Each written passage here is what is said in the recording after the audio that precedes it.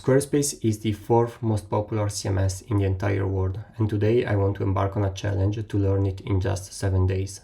The reason behind this challenge is that for the past year I've only been using Framer for all my website development projects, and while I do absolutely love Framer, I think I was getting a bit too complacent with my skills.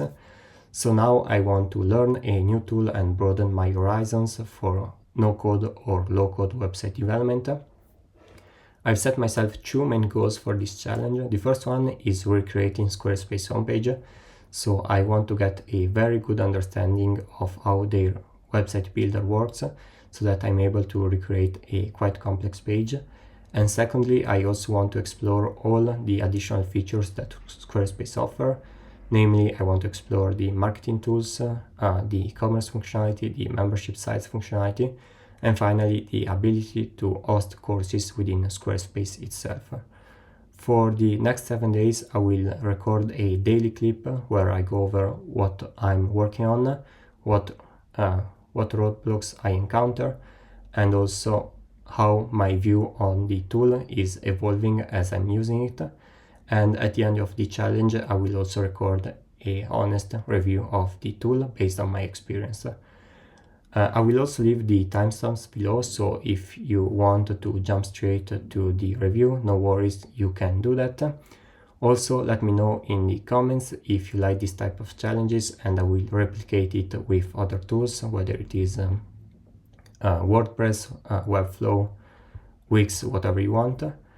And enough with the introduction, let's jump straight into the challenge. Today is day one of our challenge. The goal for today is first off create a free account. I checked their pricing page and they do offer a 14-day free trial, which is awesome. I'm gonna use it.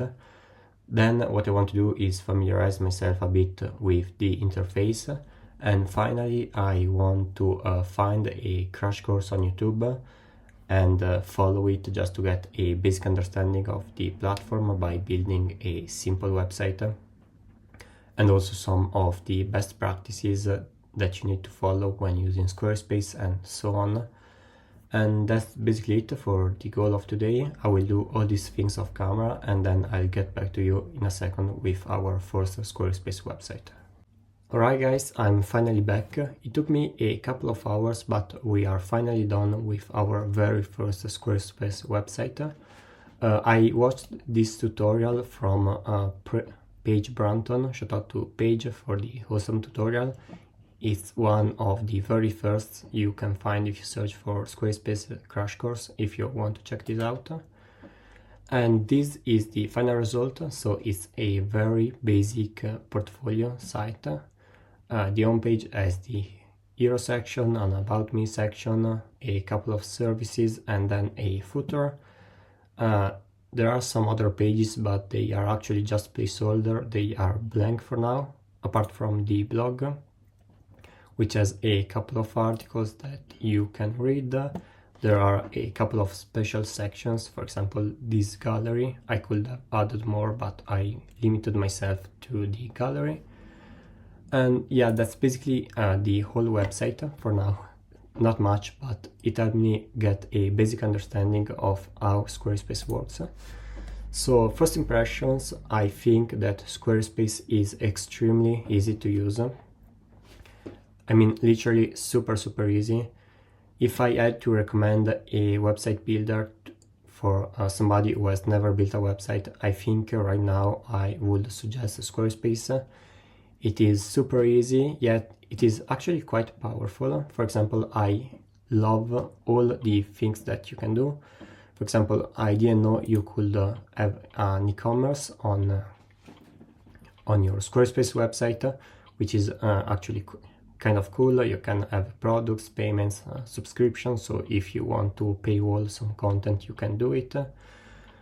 And you can, for example, also sell courses here, content and memberships, courses, video on demand, membership sites, and so on. You can also, let's see, get donations, and marketing is actually really cool. You can handle your whole mail list on Squarespace, so you can collect emails and also send emails. I think you can segment and do a lot of other things, but I didn't check it, so I'm not sure. You can easily add pop-ups, announcement bars, URL builders. You also have access to some analytics, visits, sponsor rates, unique visitors. Right now we have nothing because the site isn't live. I would have to pay for the website to go live, but since it's just a test, I'm not actually going to do this. You can filter for revenue, orders, conversion rate, and so on. If you connect to Google Search Console, you can see what keyword your website is ranking for, geography, and so on. So as I was mentioning, I actually think it's really easy to use, but it's actually very powerful. So as a first impression, very recommended. And tomorrow, since I think it's actually very easy to do, I will try to build a Squarespace homepage. So I'll try to start building this Squarespace homepage. It's actually really long, so I'm not going to build it everything tomorrow, but maybe we can start from this mega menu, which I think is going to be actually quite hard to do, and the hero section, and let's see how that goes. Alright, today is day 2 of learning Squarespace in 7 days. Today I wanted to jump straight into designing the first sections of the page we set out to build during the challenge, which is going to be a Squarespace homepage. I was taking a look at the sections I want to build today, which are going to be the navbar, the hero section, and finally the this little opt-in here. And I'm not gonna lie, they feel a bit out of reach. Based on my skills, I think I'm going to have a very hard time making them. For example, this button here with this hover animation where the color changes, slides from left to right. I have no idea how to make this, and also the mega menu does feel a bit daunting. For example, look at how big this is. Also, all the links have this animation where when you hover over it, there's this little arrow that slides in from the left, which I also have no idea how to make. And finally, we have this part of the menu where you can hover over the links and they give you a preview, kind of a preview of the website, of the part of the website you are going to visit. And yeah, so I think it's going to be a bit more complex than I expected, also because I don't think there is any template which even come close to this, so I have to start from a blank project, which is going to be an added complexity because I've never started a new project. The one I built yesterday was based on a template, so let's see if we can make it. Alright, so today is day 3 of our challenge. Yesterday I didn't record the second part of the video because I thought I could just record it today before starting working on it, so here I am. And I actually think I'm getting pretty close to the design. So here's a Squarespace landing page, and here's what I was able to create. As you can see, I think it's actually pretty close. There are a couple of differences. For example, the font is not exactly the same, and for example, the navbar, I have the same effect where it gets black when you start scrolling.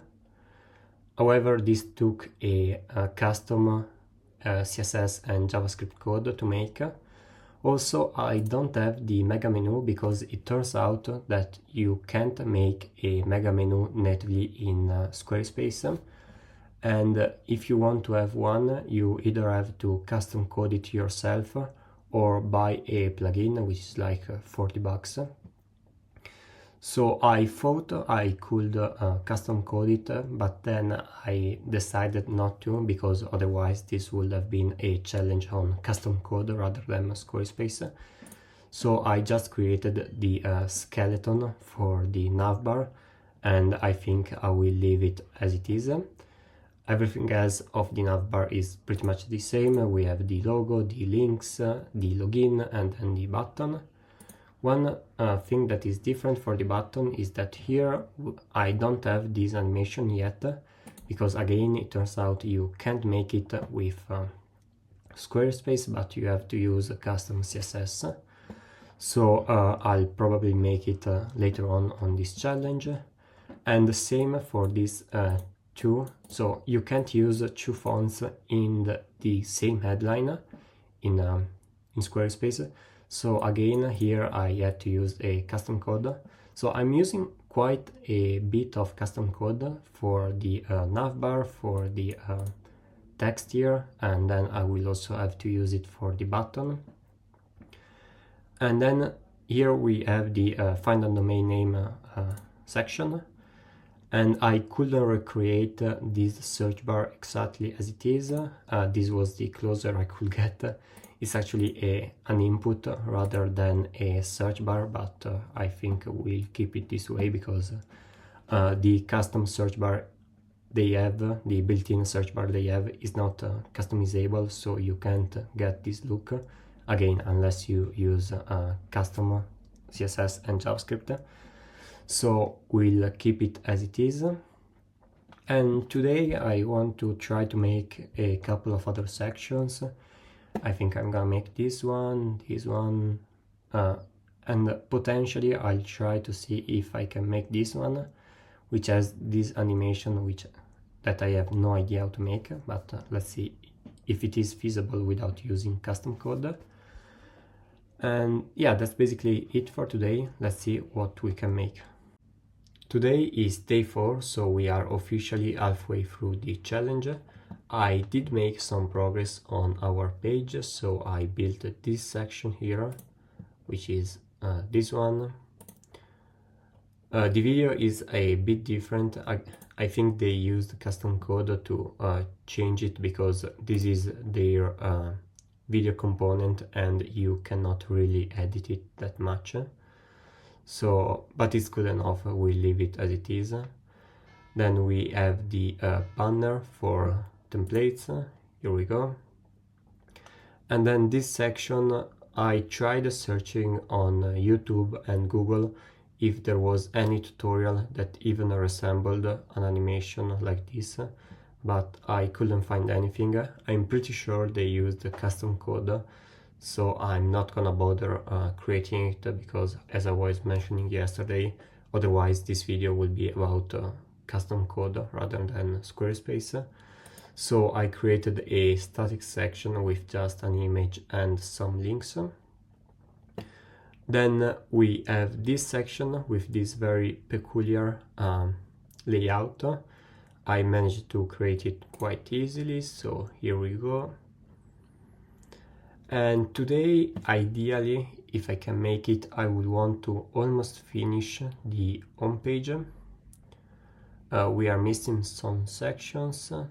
We have this massive footer here, and also this box as a link.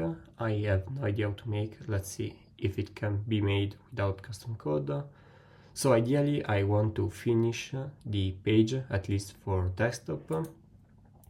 So between tomorrow and day 6 I want to try to make it responsive.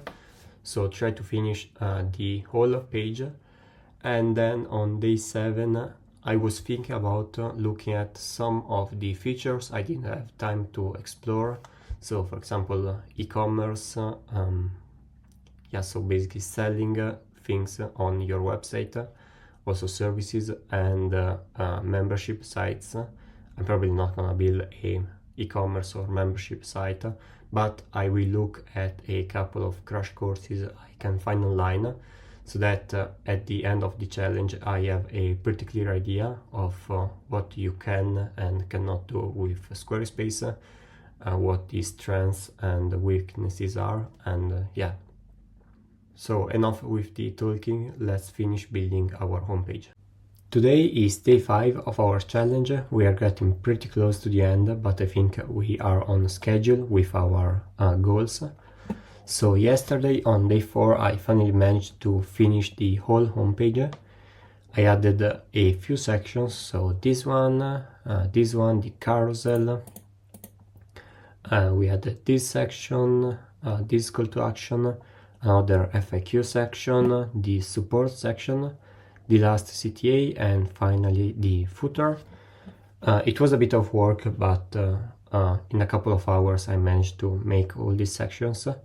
It's not 100% identical to the original homepage because I left out all the things that required a lot of custom code, mainly because otherwise this challenge would have been more of a custom code challenge rather than a Squarespace challenge, and that's not what I want. So we can say that it's pretty close to the original version, so I'm happy with it.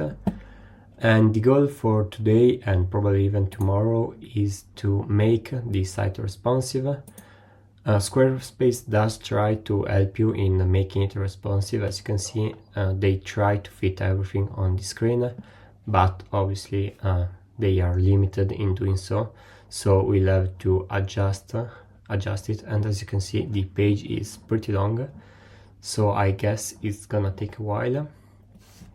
And once I'm done with this page, either tomorrow or on day 7, I plan on taking a look at all the features that I didn't have the time to explore. So for example, I will take a look at the e-commerce functionality. Maybe I will try to take a look at a course on YouTube. Same with memberships and maybe a couple of marketing tools. And that's basically the plan. Let's see how this goes. Alright guys, today is day 6 of our challenge. Actually, it's the end of day 6 because I forgot to record the intro this morning. No big deal. Now I will go over what I did in day 5 and day 6. So on day 5 I managed to make the website responsive. As you can see, it's not too bad. The website fits pretty well on mobile. From my personal experience, I can say that I don't enjoy the way they handle responsiveness. In my opinion, it's very limited. For example, I can't make a change on mobile without it also taking place on the desktop breakpoint. For example, I tried centering this paragraph, but if I go to the desktop version, you can see that now it is centered here on the desktop version as well. So in my opinion, it is very limited. And also I've come to the conclusion that the homepage of Squarespace relies for a good 20 to 40% on custom code. I'm pretty sure about what I'm saying, and which is a bit ironic in my opinion, because one would expect that the marketing site of a website builder was built with the website builder itself, but apparently they rely heavily on custom code. I'm not here to judge, but in my opinion it's a bit annoying. Anyways, I managed to finish the whole homepage, so I'm pretty proud because this was the main challenge, this was the main goal of the challenge, to manage to build the whole homepage in 7 days. We did it in only 5 days, so I decided to spend the last 2 exploring the functionalities that I didn't have the chance to check out. So today on day 6 I created a very simple e-commerce store. So let me go to the home page. This is the e-commerce I created using the built-in functionalities. It's not too bad, it's pretty easy, it's pretty simple. We have a simple home page. You can explore the categories, you can shop some of the products. It's not loading. Let's see if reloading helps. Alright.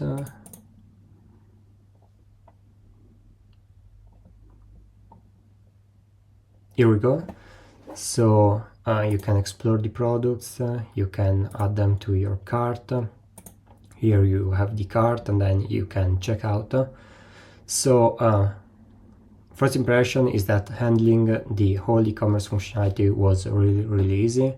Obviously, I might have missed some nuances because the website is just a sample website, so I'm not going to push it live and use it as an actual store. I was exploring some of the functionalities, and something that caught my attention is that they don't have a built-in payment functionality.